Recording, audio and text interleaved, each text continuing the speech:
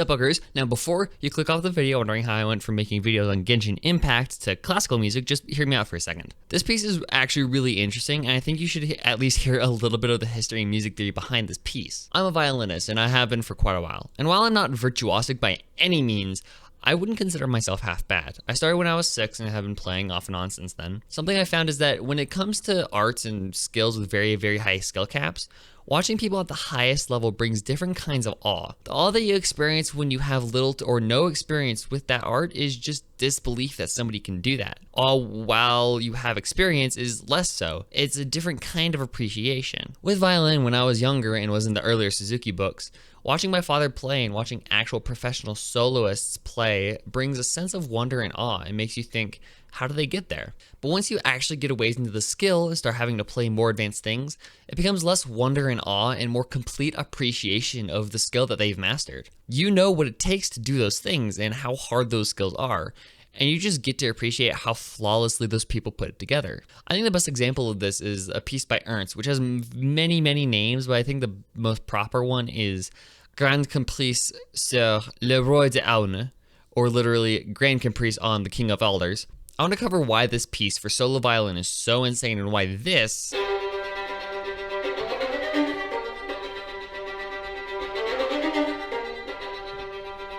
is considered one of the hardest pieces for solo violin ever written. In order to cover this piece, which has a French title by the way, I need to take a few detours. The first of which starts with a German poem, and yes, I know this has nothing to do with a violin piece, but just hang on with me. In 18th century Germany, there was a genre of opera called Songspiel. During the time, operas were very long, like 8 to 12 hours long. And one of the reasons it was so long and boring is because of something called recitative, where people basically sung the plot. So basically think all of like the plot songs in Les Mis. Recitatives were basically the filler in between the show-offy difficult songs that were the arias, where somebody really good just basically sung their feelings and did nothing to the plot. But recitative is boring, and so Songspiel replaced the recitative. God, that's a hard word to say. Songspiel replaced the recitative with dialogue, keeping the arias, birthing the modern form of theater. And one of the people that wrote for these Songspiels was one Wolfgang von Goethe. Goethe was a poet who wrote a lot of things, including an entire songspiel, which isn't important. What is important is one of the poems that is a part of that songspiel, called Der Erlkonig. Translated to The Elf King, the poem stood out as one of the greatest pieces ever written by Goethe, so much so that composers later adapted the poem, which is getting ahead of ourselves. Interestingly enough, Der Erlkonig was inspired by another piece, this time a Danish ballad called Elveskud, which dates back to the Middle Ages. It actually might date back further to the French or Breton, but past the point the paper trail just runs cold. The ballad is actually present in like every other Scandinavian country and language, having made itself into Swedish, Norwegian, Faroese, and even Icelandic. But the most common and most popular translation is the Danish version, which is what Goethe picked up. Now, if this was anything like my Travail video, I would go line by line through the poem, covering all 3 translations, German, literal English, and localized English, pointing out interesting things between the translations and rhetorical choices, but I can't because 1, this isn't lit class with whale milk, watch my BDG video if you want that, but also this poem is actually pretty long, and I have a lot of other things to cover in this video. So because of that, I'm going to go give a brief synopsis of the poem, giving the basics for understanding the music. If you want to read deeper into the poem and its translations, link are in the description.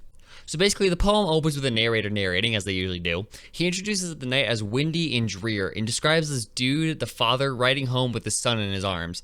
Why they're riding home through a dark forest so late at night, I don't know, and the poem doesn't say.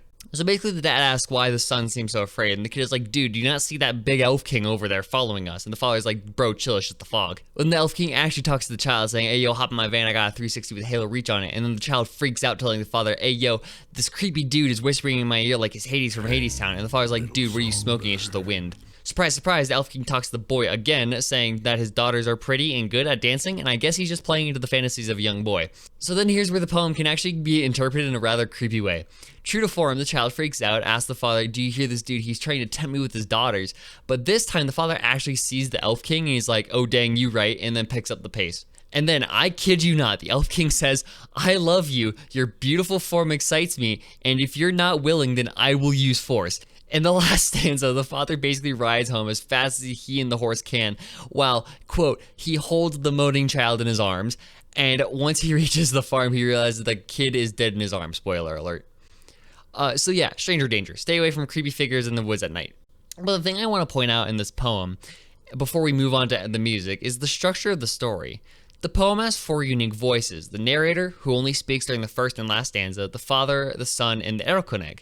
Goethe creates a very strong pattern between these characters where it goes son, father, creepy Erlkonig over and over. This pattern is going to be very important once we actually start covering the music. The details of the story aren't really too important, aside from a few details, the pattern of who talks, and the end of the poem where the father finally gets home and realizes that his son is dead. Kind of tragic, but that's how Germans like to do it, I guess.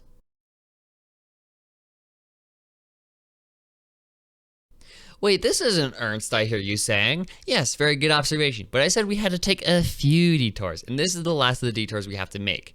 This is because the piece that Ernst wrote isn't actually an original piece, it's an arrangement. So Franz Schubert was an Austrian composer who lived across the gap of classical and early romantic eras of classical music. He was known for how he screwed with melody and harmony and mostly wrote symphonies, masses, and, what's most relevant to us, piano pieces. One unique thing about Schubert is that he actually wrote quite a few operatic pieces, namely operettas, which were adapted from popular poems and stories of the time. So it was only natural that Schubert adapted Der Erlkonig. Der Erlkonig was written for piano and voice, and was notable right off the bat for its technical difficulty for both performers. The pianist just alone had an extremely rough job because they have to do this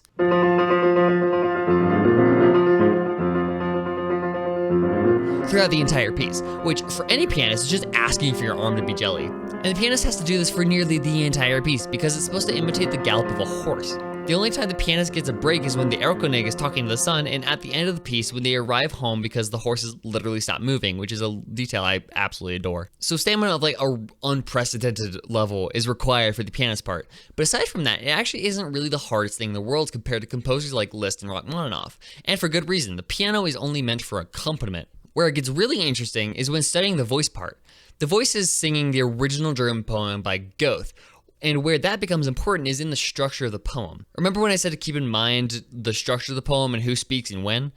Well, this is where it becomes important, because Schubert demands that the singer sings in different registers depending on who's speaking in the poem, which is just as insane as it sounds. Usually something like this isn't really too impressive in most cases, because those cases usually require the singer to sing in 2, maybe 3 separate registers. This piece requires 4, all of which the singer has to switch between extremely rapidly. The middle most natural register for the vocalist is meant for the narrator. It's neutral and just kind of is there to be there. The lower register is meant to represent the father because manly man and fatherhood is the definition of manliness or whatever. The child is in the upper register to represent the voice of a prepubescent boy, and the Erlkonig, interestingly enough, is also sung in a higher, more floaty upper register to represent the softness and persuading nature of his voice. So already the piece is already demanding, but it gets even worse for both performers because of how the piece is structured. Just like the poem, Schubert wrote the piece to have a very strong structure in both form and key signature. Here's the circle of fifths. The outer ring is where the major keys hang out, the inner ring is where the minor sad keys are. Every major has its weird sad cousin, and while they're technically the same key on paper, they use different notes from the scale. What's also really important to point out about the circle of fifths is that the further away 2 keys are from each other in the circle, the less they are alike. Think about C major as English, G major as German, F major as French, and B flat major as Latin. They're all closely related in very strong ways, and most of them are linguistically and geographically very close to each other.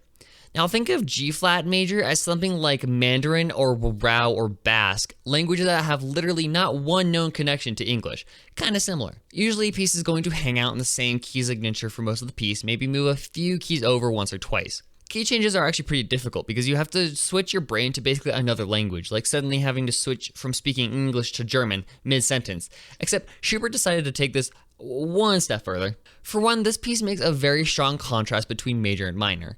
The kid talks in minor because he's freaked out, and minor is usually associated with negative emotions, while the dad starts singing in major because he's trying to console the son and calm him down. The Erlkonig also talks in major because he's trying to basically seduce the kid and make him think that he's not being abducted, but instead he's being whisked away into a wonderful dream world. But as the piece goes on, the father starts to shift into a minor key as he starts to worry about the kid, and the Erlkonig actually shifts into a minor key for his last line of, "And if you're not willing, then I will use force." That switch between major and minor back and forth is hard enough, but Schubert even takes it further because throughout the entire piece, Schubert has been gradually moving away from G minor to B flat minor to A minor, all the way over to C sharp minor at one point. All of this changing key signature makes the piece sound much more contrasted and tense the further away from the initial G minor Schubert gets. And when Schubert returns back to G minor at the end of the song, it sounds almost completely different because of how tense and dissonant the song was right before that point. What's even wilder, and Sideways has a really good video on this, and I'm basing this entire part of the video on it, is that if you follow the most emphasized key signatures that Schubert moves through, you get this series of notes. Starting on G, up the scale to a very contrasted E flat minor, all the way back down to G minor. Now, if you listened to this piece before, you probably noticed that there's this motif in here. That is repeated throughout the entire piece. The notes in this little motif are G, A, B flat, C, D, E flat, D, B flat, G. The same pattern that the key signatures take throughout the Wheel of Fifths. Isn't that so crazy? Again, as Sideways, somebody who's like actually qualified to talk about music theory compared to me, who's just a high school student who just kind of likes these things, has a much better video covering the topic. If you're even more curious, this is the citation where the idea was first presented, although I haven't actually read it because it's behind a paywall and my school isn't actually subscribed to any publisher with rights to the article. If you're really, really curious, then you can dig it up and get a much more concise and complete look at the idea. But knowing me, this could very easily be a case of maybe he just liked making prisons. I need to make a video about that game. But screw that. This is super cool and makes this piece even better than it already was, intended or not.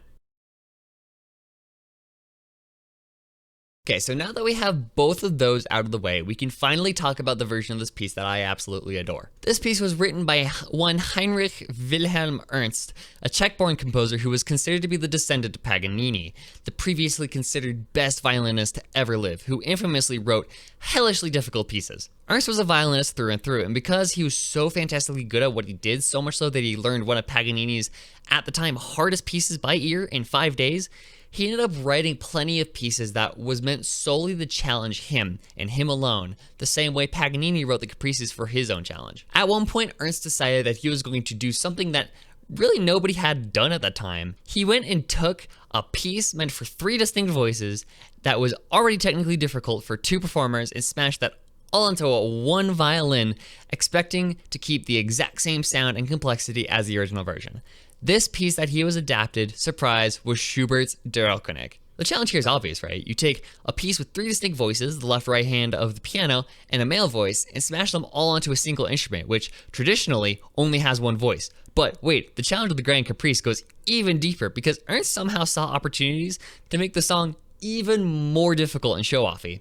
The piece is comprised of a few repeating techniques that, when combined, makes this so difficult. 3-string chords, left-hand pizzicato, constant sautillo bowing, and harmonics. Let's break down the piece and point out some of the harder bits. So this piece starts off actually rather easily, with the horse galloping through the woods.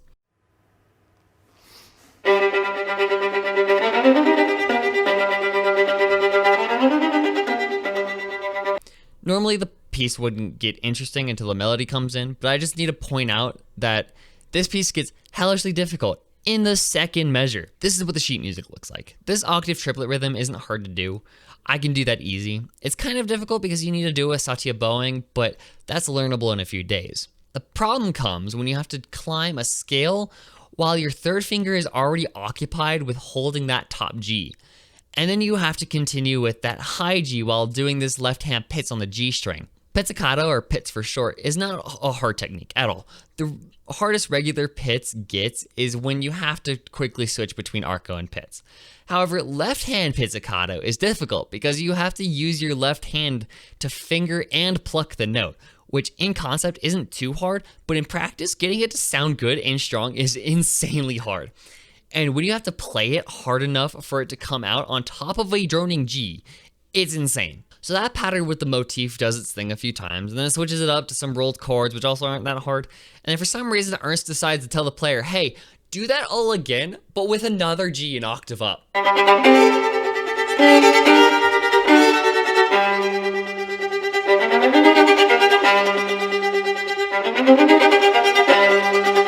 So now you have to do the Erlkonig motif on the G string with the left-hand pizz, which I don't think even is possible, but that's what's written, while also holding a G on the D string as well as a G on the A string. you can't do this in second position anymore. You have to like be covering two positions with one hand. Every recording I've seen doesn't even do this part with left hand pizzicato because again, I don't think it's even possible. They have to bow it. But that's what's written because Ernst is a absolute lunatic. Now, okay, that's pretty bad, but it gets even worse from here, but it kind of gets more difficult in a different way. Because all of that was just the introduction. That was the first stanza of the poem. Now, Ernst needs to actually demonstrate the conversation between the kid and his father while also still keeping the triplet motion going to demonstrate that the horse is still moving.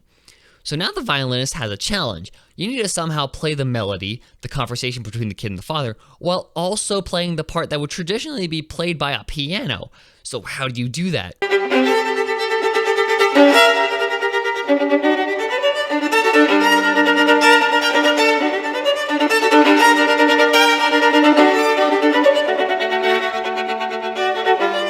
I don't even know what to call it, honestly. Sometimes the violinist is able to make it a 3-string chord, which, mind you, isn't easy to do just normally because of the shape of the bridge. But sometimes the violinist has to roll the chord because it has 4 notes, or they're just too spaced out to be able to hit as a 3-string chord. Rolling is, while easier technically, in context, can arguably be harder than the 3-note chord because you have to make sure you roll the chord fast enough to keep in time and not lose your triplet rhythm. I should mention that playing a piece like this is entirely based off your internal groove, basically. To keep your bow moving and bouncing, you need to be able to feel the rhythm. If you have a good internal rhythm, you can slow down or speed up as you like, but you need to keep it going. So this new challenge that this brings is that because the music basically demands subtle bowing, you have to keep a strong internal triplet rhythm in order to be able to actually play the piece without completely messing up and turning those triplet into quarter notes or something. And you have to do that on top of whatever else is going on here. So rolling chords while keeping that groove is insane. And then just being able to jump right back into the horse gallop is even crazier. So the son and the dad talk it out a bit.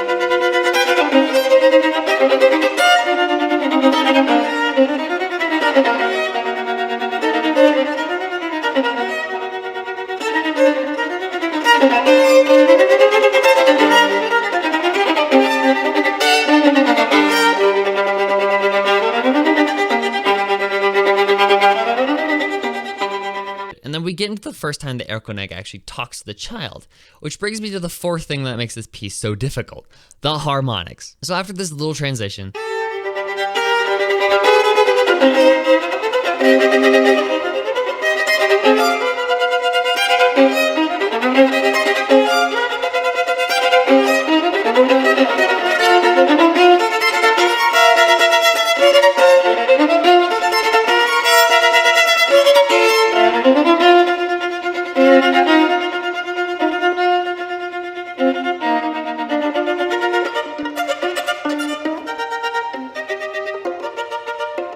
the Erlkonig speaks to the kid, and Ernst represents this by making the Erlkonig's entire melody played through harmonics.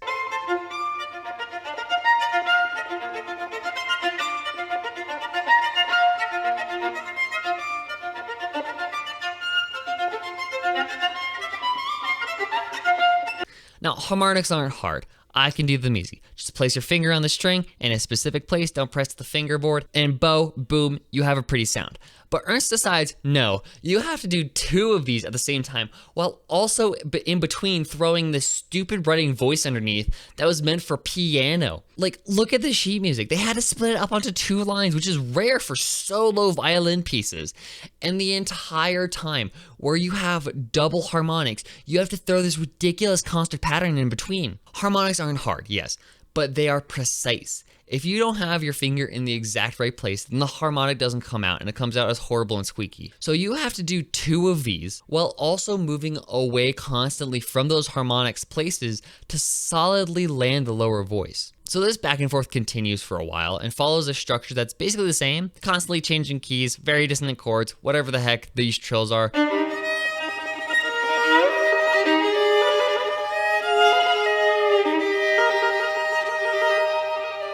Thrown in to give the Erlkonig variety. Things get even more intense, and then it all comes to a close with this final phrase.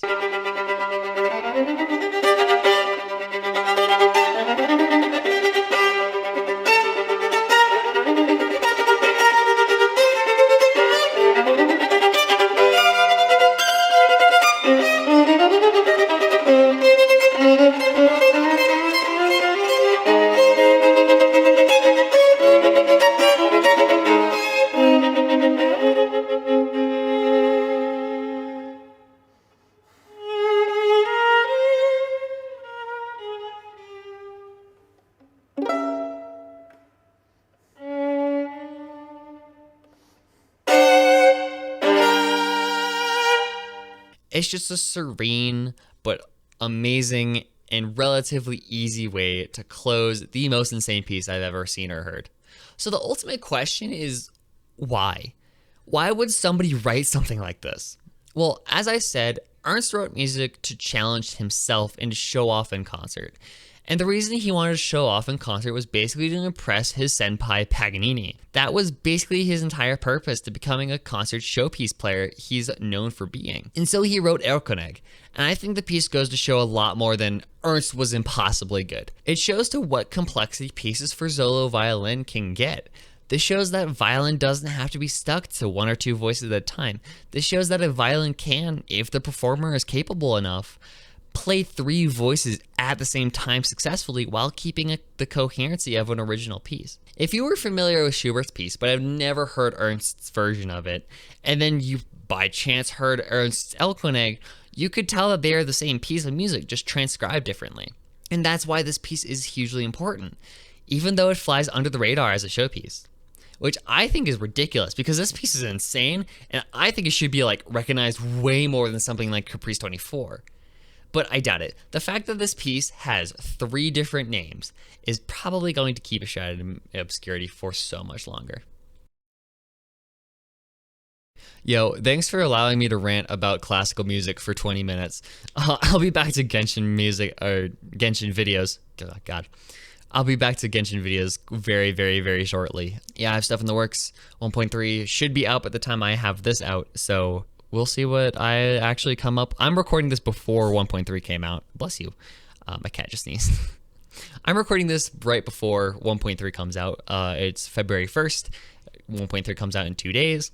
I'm planning on recording 1.3, my playthrough of that. Maybe stream it, who knows. I'm going to edit that, put it together as I look through the game and the new stuff for important lore and like put that all together. So yeah, that's the plan for the future. So yeah, thank y'all for humoring my my random rant. That was also a school project, so that's actually why I did this. So yeah, thank you for listening, and I'll see you guys in the next video.